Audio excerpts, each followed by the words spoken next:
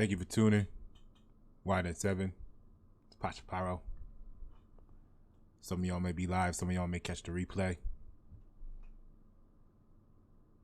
Doesn't matter when you catch it. Matters what you do with it when you got it. All right? So shout out to all the people out there doing anything and everything. Because as long as you're doing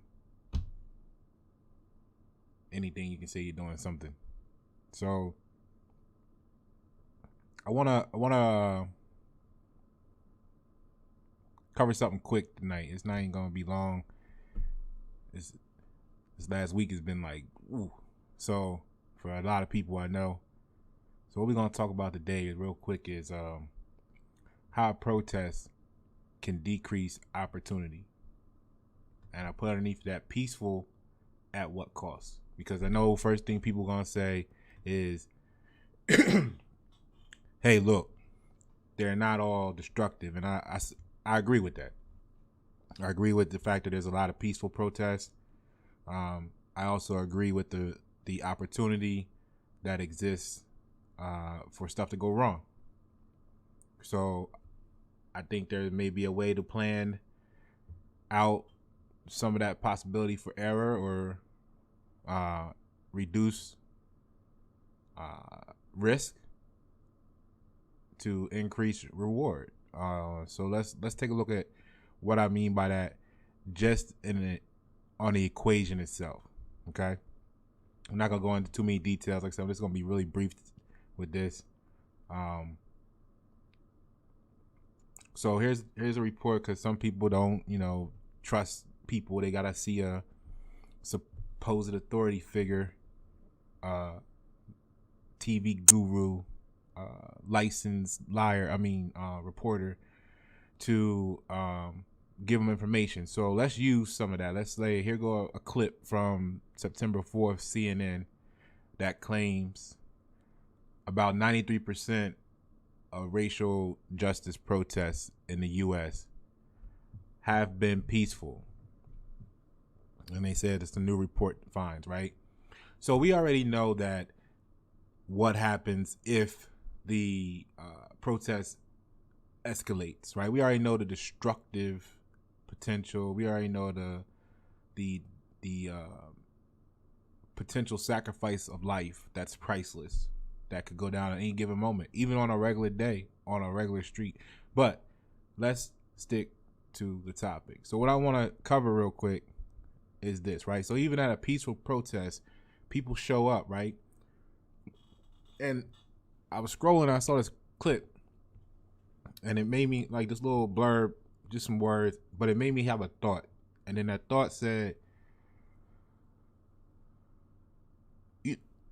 anybody that spent time in the entertainment world, like doing parties or events or clubs or anything like that, know that the difference when there's a ladies free till night or everybody free till versus the not even regular night cost, but let's say major artists in town doing, entry go from like $5 on a regular night to $25. You know what I'm saying? Whatever it is, it's a substantial increase, right?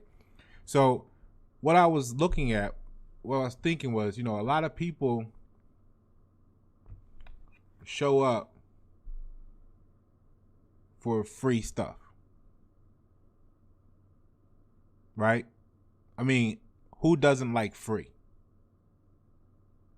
So I think what happened, and just hear me out for a moment. Like I said, I ain't gonna hold you all night. But I think if we look at this as, would you invest? Like, when people start, you're a business owner, you have a company. Let me give you a metaphor here. You have a service you provide. Your service cost is $200 an hour. People that will use you for free won't want to pay you full price if they had to.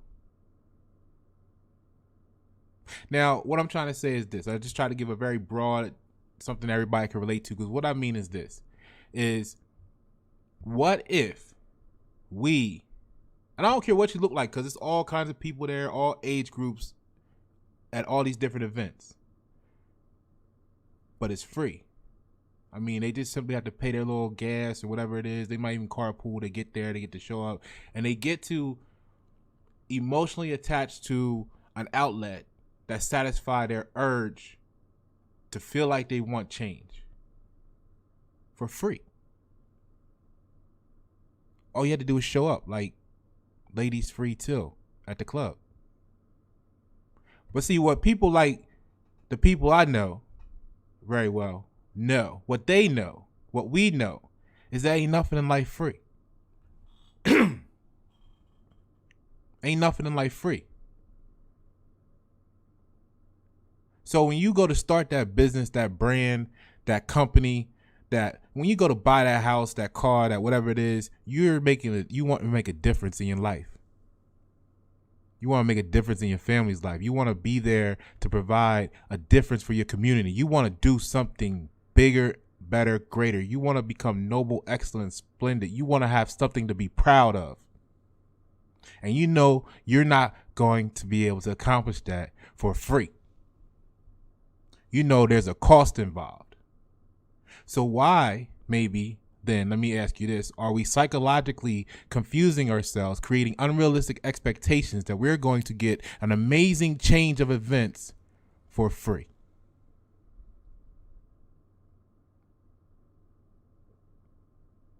So let me present some data.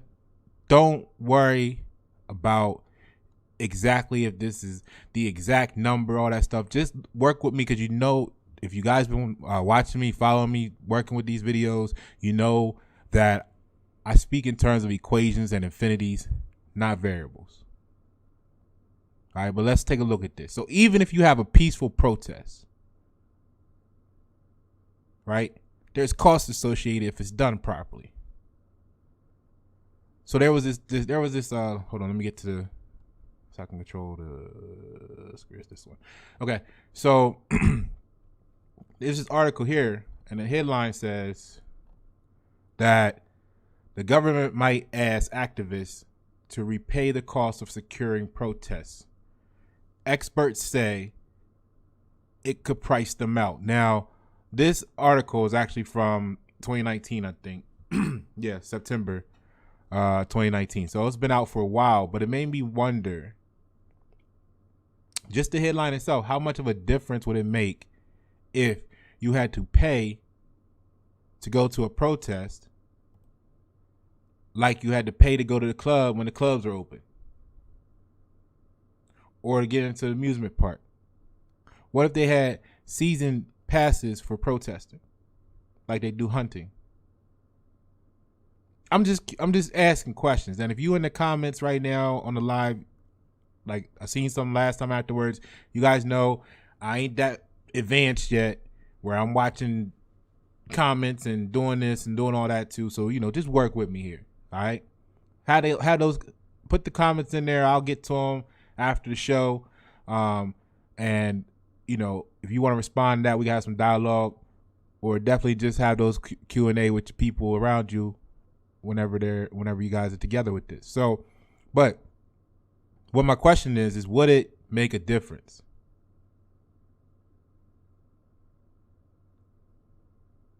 Now, looking at some of these numbers here, right? Look at this quote here. It said, if someone, this is a lady from, where Samantha, and you know, these are variables. It don't matter who she really is or what particular organization. Just work with me on the equation here. But her name was Samantha, per this article, and organizer with the DC Action Lab, whatever that is. Oh, a company that helps towners plan and organize demonstrations in Washington. And yeah, okay, it's Washington. It's gonna be the same thing in your area. The prices may be different. The person may not be Samantha. Okay, so let's not waste time there. So if someone called me to say, I want to have a protest, and I said, cool, the park service is going to charge $150,000 for security, they would hang up the phone.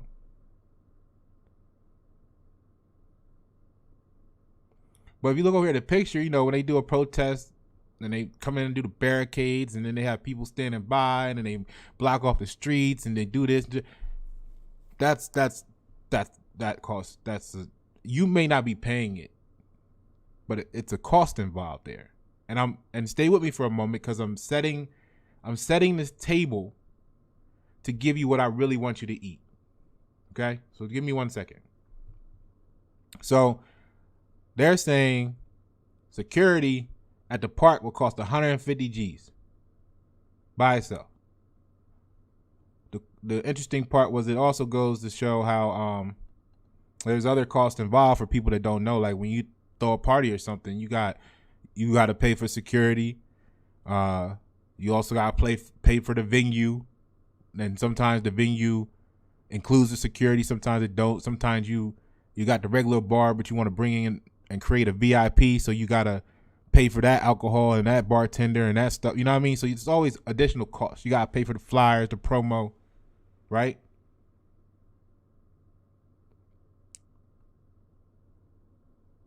So right here it said, whatever about this protest, such as the People's Climate March, a rally which tens of thousands of people march from the Capitol to the White House, groups can already expect to stare down a budget of more than $100,000. All right, so 2017 Women's March on Washington flooded the streets with a crush of women wearing pink pussy hats. I mean, somebody got a picture that I would like to see what those hats look like, but just curious now. But anyway, Park Police requested almost $87,000 to cover what they thought would be a rally of about 200,000 people. So that's 90 G's just for security. Right? Now, what I'm getting at is this. Look, anti-gun police, Park Police, $153,000. Park Police, $78,000. That's just police. We didn't even get to nothing else. All right, so here's the point. Wait, 2.2 million. What was that? DC Police, Public Works, and other city agencies, meanwhile, spent roughly $2.2 million to accommodate the Unite to Right demonstration. 2.2 million. It said demonstration as in singular, like not even like this is last month's total bill, first quarter 2019. No, this is $2.2 million. So you see these numbers are astronomical. Now, what I'm getting at is this, or let me move forward in my communication here, my comm. So that's each of those events. Those numbers were each, like one in particular. So now just think about how many protests you've had going on nationwide this year. Let's not even go back 2019. Let's just think about this year. So let's just say you talking $100,000 each in just security. I mean, if we're going to talk in like club terms or event terms or whatever, right? How much money is that total? How much is that? Okay. Just think about it. I'm not even saying you got to know what it is. Because here's what I want you to compare it to. I want you to compare and contrast that with what it costs to build things in our communities. How much, and I clicked this earlier, and that's why I said, okay, I'm going to use this whole page for this instead of just like going to one site. Because here's how much it costs to build, I know this isn't factual, but let's just look at this, right? Here's how much it costs to build and run a community library. Okay, some ideas. Now this person says now they service a community of about 3,800 people, and their operating budget is in the neighborhood of $120,000 to $180,000 cash. Here's another one. Our budget was $200,000 to $300,000 range per year. not counting the value of volunteer labor and the donated library materials. This is just library. Now, personally, I'm current. You know, I'm not the most advanced person, but I'm current with technology. So really, I'm the type of person that's like, yo, man, for $200,000, you can give every kid in your neighborhood a tablet, and they got the whole library, the whole wide world of Google, the whole Encyclopedia Britannica right in the palm of their hand. I mean, we could have a program instead of a building that actually serves the people where they are at, instead of, you know what I'm saying? But that's my thing. That's my thinking. Let's use technology. I know books, are better in case something fails, like, grid down situations, stuff like that. But I mean, if you're just looking to say you're accomplishing something for the people at a reasonable economical cost, give everybody a phone. 3,800 people in the neighborhood, they said, in their community that won. So I mean, even if they all got $100 Family Dollar phone, you at a fraction of what it costs to run the library, just to run the library. Not even talking about electric. I don't know. Maybe they are talking about electric. I don't know. But you get what I'm saying. So let me move on, because I don't want to take all your time. So we got some numbers here. As for regular costs, the libraries I've worked at had a budget in the range of $250,000 a year in order to cover the cost of electricity, heat, water, phones, internet, salaries, material programming, all the things one expects to find in a modern library. Okay, so $250,000 covers it all. Now, depending on how big you want it to be, most community libraries in my area, northeastern United States, cost somewhere between $8 million and $15 million to build.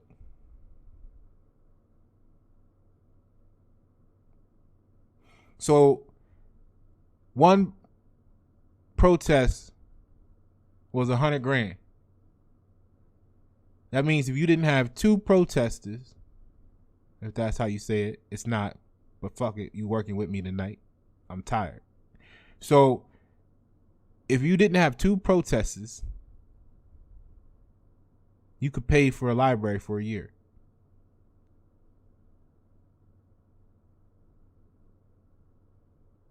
If you didn't have two protesters, let's see what else we got. Let's see what else we got here, because that's just libraries. Hold on, that's why I like this page, because they had something else on here too that I was like, we could talk about that. Make a recreation center a reality for a community. Cost of a campus construction. Hell, building a house. You're talking about homeless situations, and every time you protest, it's $100,000. But you don't gotta pay it, so you don't see what you could be doing with it instead, because it's not yours, or you feel like it's not yours. Because if it was yours, you'd be weighing it out like, man, do I want to? I need to put this to that, or do I put this to these bills? We need to do this. You'd be sitting there for a minute, right? Why don't we act like that when it comes to our community? I'm not saying you're not in stressful situations. I'm not saying in your household at times you're not going through things that got you that you feel wronged by. You know what I mean? I'm not saying there's not a bunch of people out there right now that hours got cut, that somebody got whatever. You know what I mean? There's always stuff going on. But what I'm saying is, when it's yours, you think about what you're doing with it. And what I'm getting at is, now that you had that thought, a lot of people complain about this line in the street here, and the difference between this side and this side. So we already know, I don't care if it's a peaceful protest or if it's a destructive protest. You know who's it gonna harm more when they come to vacuum the money up. There's a reason why this side looks like this and this side looks like that. So where are they going to come vacuum the most at? The police are getting paid, and they need to recoup. They need to get paid even more. So where are they going to come get that money from? How are they going to get that money? Then you wonder why they patrolling your block extra. Oh, but the protest wasn't in your neighborhood. But the money they want to get is. So now you got to deal with increased patrols. I'm not saying, I don't care how you feel about that, right? Good or bad. What I mean is that's increased opportunities for them to stop you for speeding. After you done had a long day at work, you're doing 3 miles over the speed limit, and now you got a $150 fine. Or you got mad at the cop when he pulled you over and had an argument, and now there's another officer involved shooting.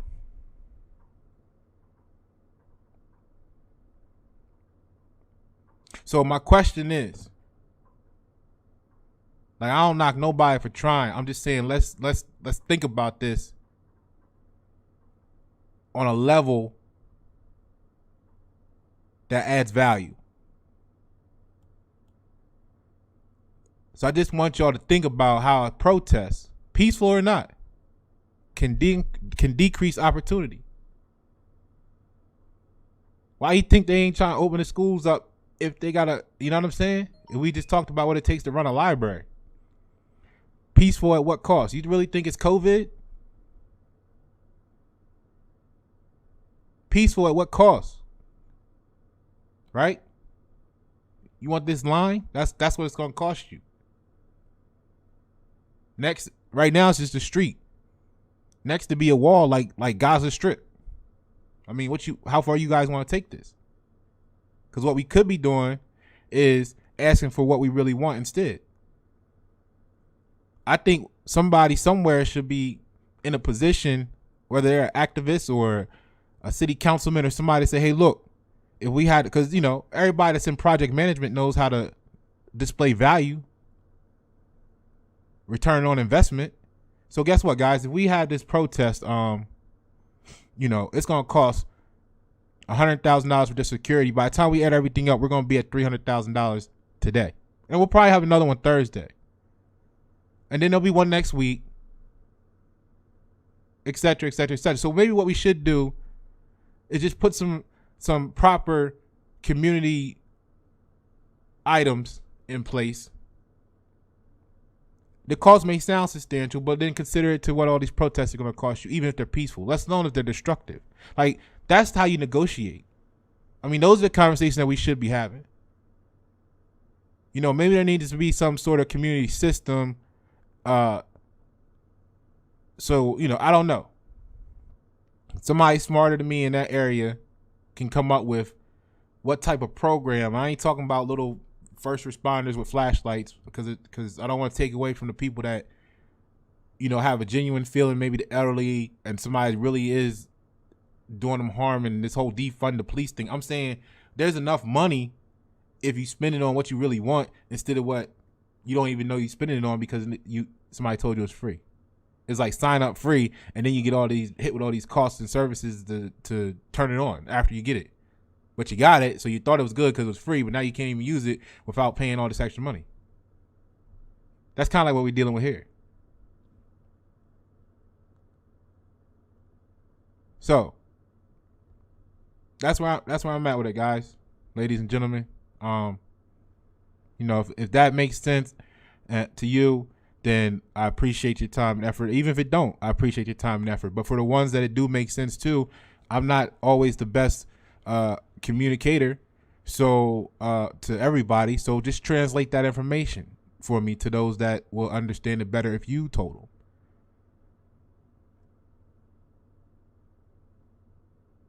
Peaceful at what cost? We already know destructive is skyrockets, because then insurance, and then that means you're paying higher prices for when the stores open up. They're gonna get all that money back and more, because then they got reason to jack it up. So we might as well make some additional profit. Peaceful at what cost? This is the division line. Decision's yours. You know what I'm saying? I'm Pasha Pyro. It's YNet 7.